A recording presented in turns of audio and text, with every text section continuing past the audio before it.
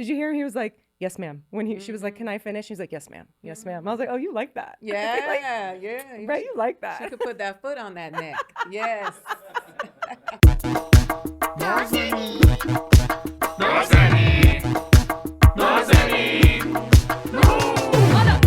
Hi, I'm Nazanin. Welcome to my Mehuni. Today's guest is a comedian, writer, actor, producer, and host of the new podcast, Say What You Mean. You've seen her at comedy clubs around the country and the world, as a host and contributor for the news commentary show The Young Turks, and as a finalist on NBC's Last Comic Standing.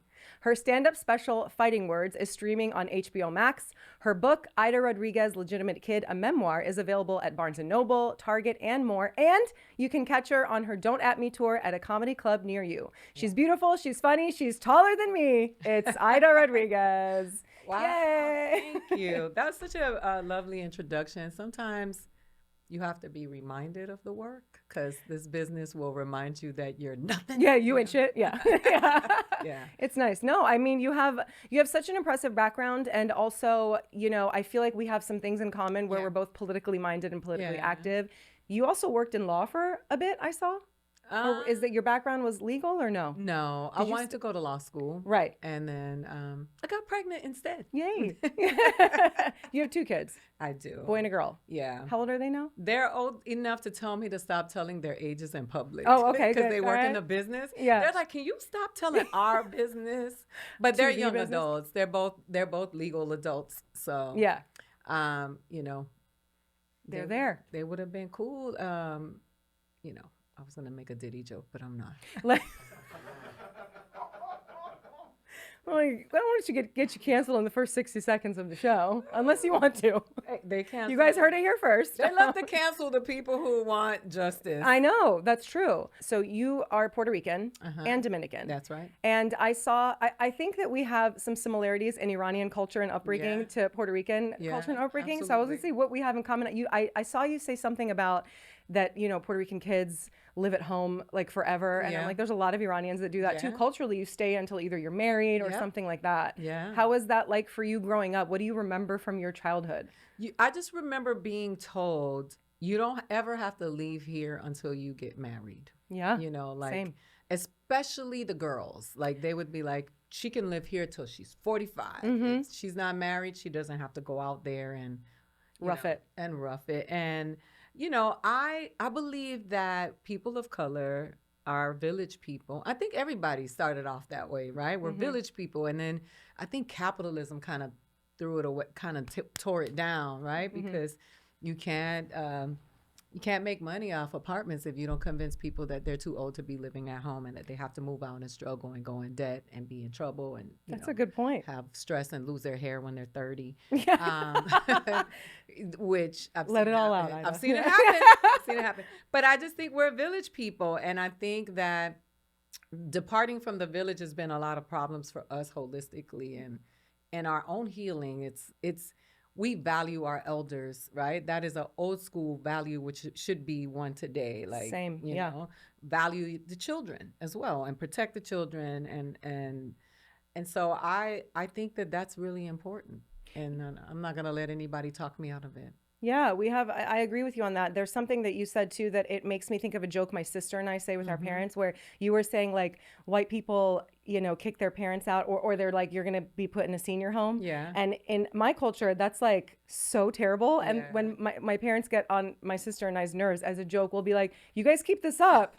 You know where you're going after 75, but they laugh like, yeah, right. We would never.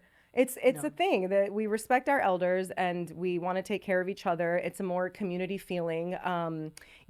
Music is a big part of our culture, poetry, dancing, food, gathering around. And I know that that's the same for yours as well. Dancing with family, it's part of our healing.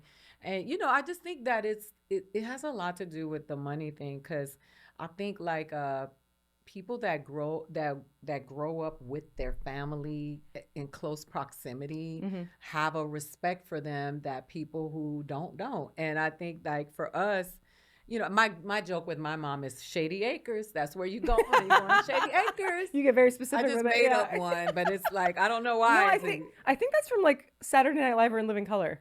I feel like Shady but Acres. it comes from one of those places. Yeah. But I just think it's sad because like I travel a lot across all over the world, and the grandparents are just such an integral part of the upbringing. My grandmother was so involved in my upbringing that it's hard now for me, like that she's not here, because I'm like, she was so important. It was not just my mom; it was the uncles and the cousins. Everybody we were a unit. The love that the grandparents show, I feel like, is so palpable, and it's something so special that you can't ever replicate. Yeah. And I want to ask how, I feel like you've said before that your mom was not supportive of you being a comedian. My mom to this day is like, are you sure you don't want to go back to law? Yeah. But I always remember my grandmother would always be like, you're my Barbie. Yeah. You can do whatever you want. That was the same. Yeah. How was that? How was it with your grandmother? And also, tell me about your mom not being accepting of your career. Is she now? She is now. She's my biggest fan now. Nice. Because she's like, oh, she's not living at a Best Western, But her idea of artistry is so it's so interesting that I'm so reluctant to use the word immigrant now, because I feel like it's been weaponized, and I think that it has been specifically coined to be to indicate that we're talking about people of color, because people migrate here from all over the world and commit crimes when they come here from Eastern Europe also, not just El Salvador, as we constantly hear. Also, it's like used as a pejorative now, like you're saying. Like, it's like you say immigrant, it's supposed to be like, ew. You know, like we're all immigrants. Technically, technically, in America, everybody's an immigrant. Yeah, if you don't, and so I'm really cautious about, especially with Puerto Ricans, because their naturalization status has been weaponized against them and us, and so but I just think that we have been told over and over again, like, when you come to America, right, you're going to be a lawyer, you're going to be a doctor, and you're going to show those people. And for me, it's about breaking the cycle. Like, I don't feel like I have to prove to white people that I'm valuable because I'm a doctor or a lawyer. I'm valuable because I'm here. Absolutely. And so I don't need to go and show, hey, look, I'm a real good immigrant. I'm a good immigrant. I'm contributing to society.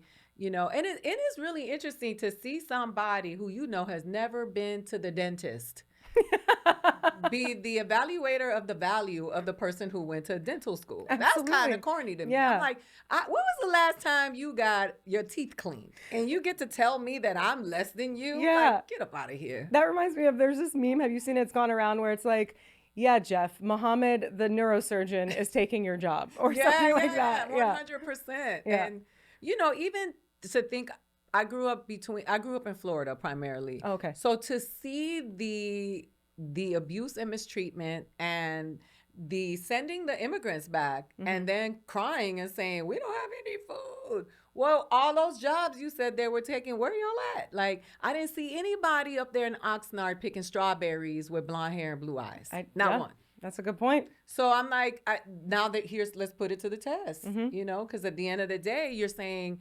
that we're taking, and I always include myself in when I talk about immigrants, because people will say to me, oh, you're Puerto Rican, they're citizens. And I'm like, you don't understand the political structure of the United States of America and what that means. That people from Guam, the Virgin Islands and Puerto Rico, those are colonies.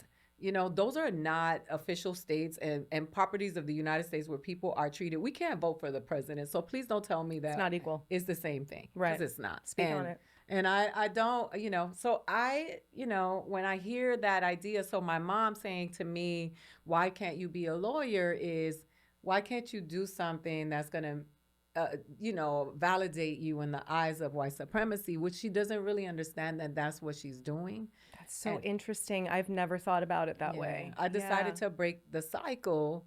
And listen, I know that people want their kids to be lawyers and doctors back home. To be stable. Yeah. Really, and because those are coveted jobs that people think value way more. Right. But I think that it's important to deconstruct that stuff. My children are both artistic, and they both have jobs, and they both can take care of themselves and other people because they have good jobs, but they're creatives. And I don't think that their jobs are worth any less than someone who I know that's a dentist or a doctor, you know? I see that all the time. And even in the Iranian community, it's like sometimes, I mean, we're going to have this in every community. It's not like it's specific to mine, but it's a societal thing. I see it in America all the time. One thing I see all the time when I share a political take or something that somebody doesn't agree with, the first thing they say to me, this old failed actress. So it's like they try to weaponize your art and being like, you ain't shit. If you haven't, been on the cover of Vogue or et cetera, they see that as they don't understand what artistry is. They don't understand what working consistently looks like. And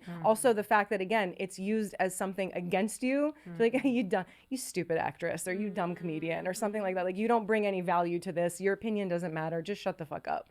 No. And I just, it's something that's continuously needs to be worked on. How was it for you starting out in comedy as a female and as a female of color? It was tough. It still is tough. It's so tough that I've been pivoting and thinking about other things to do because of the state of comedy right now. How so? And because I feel like comedy is, before George Floyd, it was predominantly just white men that were running the show, and to hear them complain. And I'm not going to say all of them because I have some really good friends in comedy who are white guys who send me their quotes and say, this is how much this club is paying me, just so that when they come. Love that. That is what you have to do for each other. Yeah, I have it. So I can't say all of them, but I will say that, there was a time when all I would hear at the clubs was like, oh, you just got to be a person of color to get a show. And then I'm neurotic. Yeah. I know who I am. Yeah. I went up and looked up 200 shows. Yeah. And I looked up all the showrunners. Yeah. And I will tell you that 1% of the showrunners were women and people of color. Yeah. And I was like, where? This means you're mediocre. This does not mean that, no, you're not getting an opportunity because you're not white. Funny. No. Yeah. Or you and do what y'all do now. Like, say racist stuff, say sexist stuff, say homophobic stuff. You'll have an audience. You got all them people that go to them rallies. Yeah. Now you got them all. Yeah. But the interesting thing is that to think about is that the framing is like that quote is, we hear it over and over again, but when you really think about it, when you're accustomed to privilege, equality feels like oppression. Absolutely. And you sit there and you're like, oh, this is what's happening in real time. Mm-hmm. And now that, this is an election cycle and we're going back to all the woke people, all the politically correct people, they want to take our voice away. I'm so glad that Jerry Seinfeld walked it back. I saw that. That was good on him. I'm so glad that he did that because that's evolution. That means there was some growth. Mm-hmm. And I respect people that are able to say stuff like that because Cat Williams said it. He was like, you should be able to grow and evolve as a comic. You shouldn't.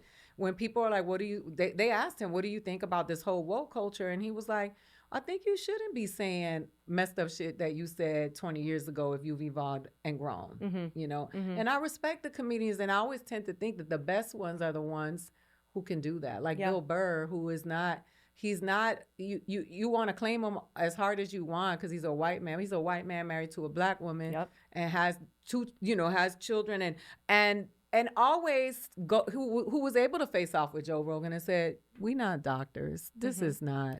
I saw that We're clip. not doing that. It was wonderful. Yeah. Yeah. And Bill Burr is actually such a great example of someone who you've watched his comedy evolve, you, the collective you, and he's adapted to, and there is something really powerful in that. Made me respect Jerry Seinfeld more. Same. I was like, oh, great.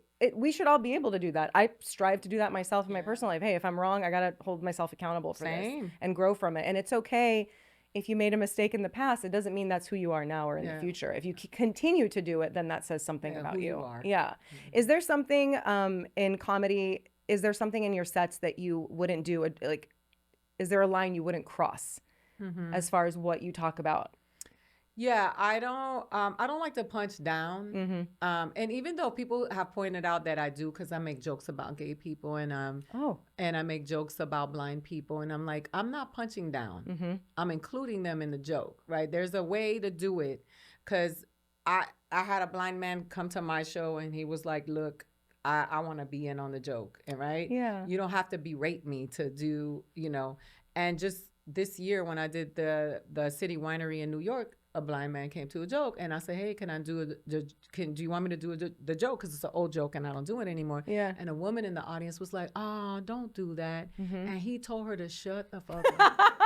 He was like, let them speak for themselves. Yeah. He was like, "I don't need you to speak for me." And he said in Spanish, "Soy ciego pero no pendejo," which rhymes but means like I'm blind but I ain't no punk. Oh, nice. And okay. it was like he was like, "Bring it on." And then after the joke, he came, he took a picture with me. I had a young white girl that's blind come to DC Comedy Loft and was like, I have a video with her, and she was like, "Thank you for including me." She was like, "I just sit here and listen to you make jokes about everybody, and then you just skip me because I'm blind." So there's a way to include people. I just think some people like to low common denominator us in comedy and then pose as it's being, cutting edge. And I'm just pushing the envelope because that's what comedy is supposed to be. Yeah. But that is bullshit.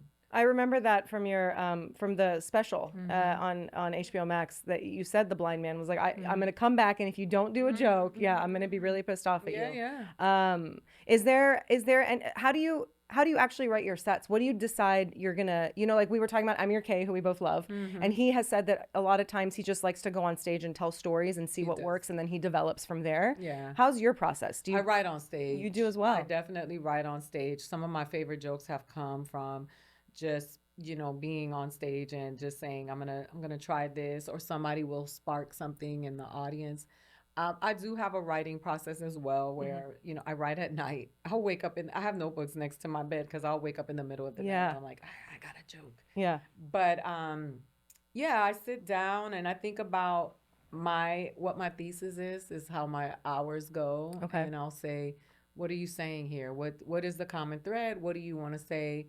Like my new special that I'm working on, like the thing I want to say is that everybody's trash. And this idea. Are you gonna call it that? I don't know yet. I feel like that's a great. Yeah, but everybody's trash. Everybody's trash because it's like there's also this superiority thing that moral superiority that people love to operate from and all the virtue signaling, and people are like, I've always observed people, and people who are actually kind, it's just second nature for them. That just operate from it. But the people who perform kindness for me are always visible, and it makes it seem it's you mean like it's being people who are performative with their kindness, right? You're like, oh, this is, and there's something about the fact that the best people are the ones that can always acknowledge when they mess up. Yeah, and those are the people that I respect the most because, I love honesty. I love transparency, and I love when people are able to turn it on themselves. I did jokes that I wasn't proud of when I started doing stand-up, and then I learned later that most comedians have hacky jokes that they start, and I wasn't, intentionally trying to be mean. Some jokes were written for me. People were like, here, do this and do that. It wasn't really natural for me, and I didn't want to be. That's not who I wanted to be in stand-up. And mind you, every step of the way people have tried to talk me out of who I am in stand-up because how do you mean? People will be like, you're too heavy, you're too, even with my special Fighting Words, I didn't add a laugh track. I wanted people to see the discomfort in the audience, how there wasn't roaring laughter in some jokes. And it was a risk that I took because people would be, even in the comment section, people are like, oh, the audience should have laughed. That was funnier. Yeah. But I really wanted people to know where we were in comedy and how uncomfortable some people were, and how even those of us who are people of color and women are held to a higher standard. We would get punished and skewered the most. Absolutely. Because they're used to white guys saying whatever they want. Absolutely. There's a whole thing even in our culture too, where I've watched some of our comedians make specific jokes, or they use cuss words, or they're sexual. The moment I say one little thing or I show a little cleavage, game over for a lot of people. Not everybody's like that, but we are absolutely held to a different standard because, like you said, people are used to like, well, that's what guys do. It's like, well, how come female? We can be funny too. We can be crass. We can talk about sex and other things. Why is it? Yeah, we should be able to. And everybody's got to remove this stigma about what that means. It doesn't mean that I'm more than or less than anybody. Same with you, which we are humans that have lived experiences as well. Yeah, when you think about comedy, especially with women, if you think about the most successful women, they've been sexual. You know, Amy Schumer, Nikki Glaser, Whitney Cummings. Yeah, like they've been able to do it.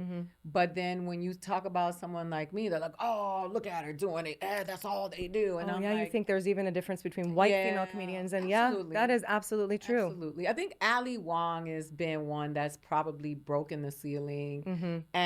And then she was pregnant. So there's this thing about, oh, well, she's pregnant. So it's not as, we're like, okay, we're like, but let you be your beautiful, sexy self and go up there and talk about, and then people are like, oh, they're so appalled by it. And it's like, why? They'd also assume like, well, that's probably what she used to get to where she is or something like that. I mean, they're doing it to the vice president of the United States. Oh, yeah, no. I bet if she was a white woman, we didn't actually... When Hillary was running, I didn't hear anything about her sleeping her way to the top or any type of sexual favors, but black woman is doing it, and it's automatically like, well, she slept her way to the top. Yeah. Well, Kamala is attractive by the standards of beauty in this place because she also has this, whatever, we value in this country as what is beautiful and what is not. And she meets these beauty standards that have been created by white supremacy.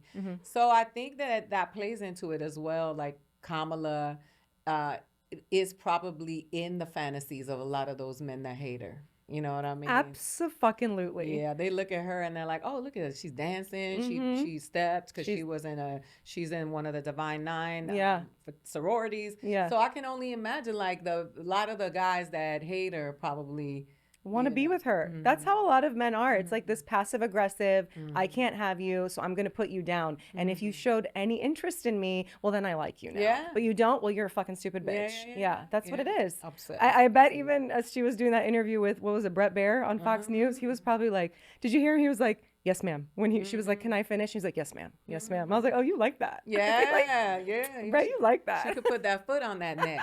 Yes. It's a great way of putting it. Speaking of politics, how did you get to the Young Turks? How did that happen? And how was your time there? It's great. I mean, I go back every once in a while. You're still okay. Yeah. You're still doing it. I've just been really busy, and I haven't been able to do like I was. There was a time where I didn't work, and so I was there a lot. So it's nice to have that job. Yeah. Yeah, I was telling someone yesterday that one of the moments that conservative media has capitalized on the most with me is my meltdown on the Young Turks when Donald Trump got elected in 2016. I didn't see that. It was on Tucker Carlson. Like they had a field day, and it was like, what were you? Did you I was pull like the hair pissed. out? Yeah. I was so pissed. And it was it's been really interesting. So, but I came to them because I did comedy at the Multicultural Correspondents Dinner in Washington, and I got a standing ovation. They were, and so when I was done, Praveen and Zank, they were like, "You got to come do TYT." And then when I started doing it, people just responded to me. They some people saw a version of themselves that they had never seen. I don't pretend to know what I don't, so I'd be on like, what does that mean? I don't know what that is. And, good, yeah. And we had we just had this very organic flow on the show, and they gave me they've never railroaded me into just talking their talking points. Which a lot of people think. So they've always allowed me the space to disagree, and they don't cut it out. They just let me be me. I had a very big disagreement on air with one of the former hosts about a teacher in Baltimore from the hood, and she was like, oh my God, she needs to get fired. And I was like, well, who's going to teach those little black and brown children in that impoverished neighborhood that probably has a hard time getting a teacher? How about we work with her and give her some sensitivity training and teach her? Like they've always allowed me to just be me. So, which is why I still continue to mess with them. Even if I disagree, sometimes I'm like, yeah, I don't agree with this at all. If only we could all be that way in politics with each other. You did have one segment that I saw that really spoke to me, and it was when you were calling out Laura Ingraham. Fucking hate that bitch. When we're gonna keep that in. When she was making fun of Alexandria Ocasio-Cortez and how she says her name properly. And I have one of my biggest pet peeves is when I introduce myself and people either shorten my name immediately, like I'm Nazani, and they're like, "Oh, anything else we can call you?" Or "Okay, Naz." I'm like, that's not what I said my name was. And these are nicknames that come with time, with friendship, with your family, and you don't want everybody to. It's also just not your name. How did that come about for you? What sparked that for you? It's the same thing. I let people call me Aida for a really long time. And I am my grandmother's namesake. And so when my grandmother got sick, my grandmother died of cancer. I had such a reverence I still have such a reverence for Ida, my grandmother. I learned the history of my name, her name, but both of my grandmothers are Ida. And my name is actually not a Latin name. It is Ethiopian and Egyptian. They both claim it. Ethiopia was a matriarch, and Ida was the queen, and the men beheaded her because she was so powerful. The men conspired and beheaded her. It was in your blood fight back against the men. But it's a whole Broadway musical, and now Elton John. That's right, Aida, yeah. But I started...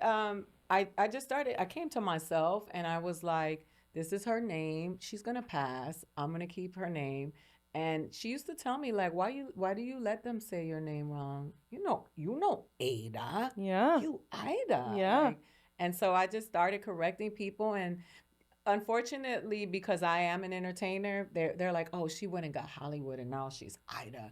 It's like, no, bitch, that's my name. I grew up, but as if it makes you feel any better, my grandmother, who was a landlady and a door-to-door saleswoman, was also Ida. Yeah. Was she being fancy? Yeah.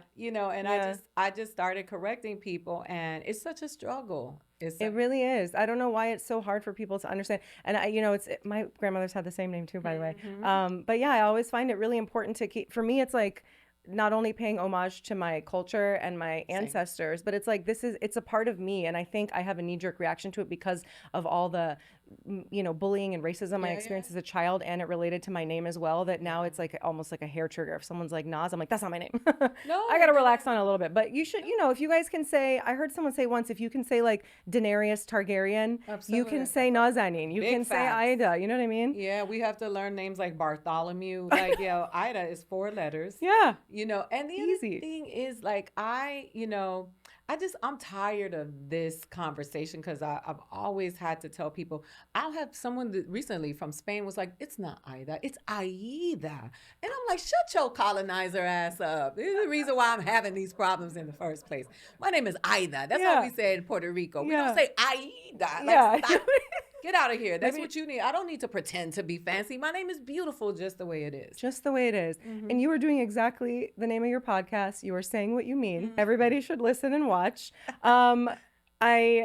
We don't have much time left. Okay. So I want to end this segment with, I don't know if you saw the clip I did with Malcolm Barrett, Persian Pop Quiz. Yes. So I'm going to give you Persian idioms. I'm going to translate them for you, and you tell me what you think they mean. Okay. And try to, first thing that comes to mind.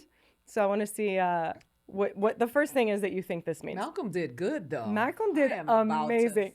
I think you're going to do great. Okay. Morgh hamsaye qaze, which means the neighbor's chicken is a goose. The neighbor's chicken is a goose. The neighbor's chicken is a goose. So the neighbor's trying to front like they have better than what they have, and you think that's on the right track. You think that car you keep seeing over there is a Bentley, but it's really that Chrysler 3000. I get fooled by that by the time all the time. I'm like, is that a Bentley? No, it's a Chrysler. By the way, you are very much on the right track. It's essentially like the grass is greener on the other side. Yeah. Okay. Good job. Cheshmat Roshan, your eyes are bright. Your eyes are bright. I think that has to do with you are looking towards a big future for yourself. Like, I love that. Yeah. Not the meaning, but I'm going to give you an example and then maybe let me give you a clue. So, well, I guess I can't give you the clue without telling you what it means. If someone comes in from out of town, like let's say your mom came to visit, I'd be like, Cheshmat Roshan, your eyes bright. It's like just saying, you know, your loved one is here, so you're bright eyed, and yeah, I wish that for you. Oh, nice. Yeah, That's yeah. beautiful. Zahramar, snake poison. I mean, snake poison. He's like, I've heard that one. Snake poison.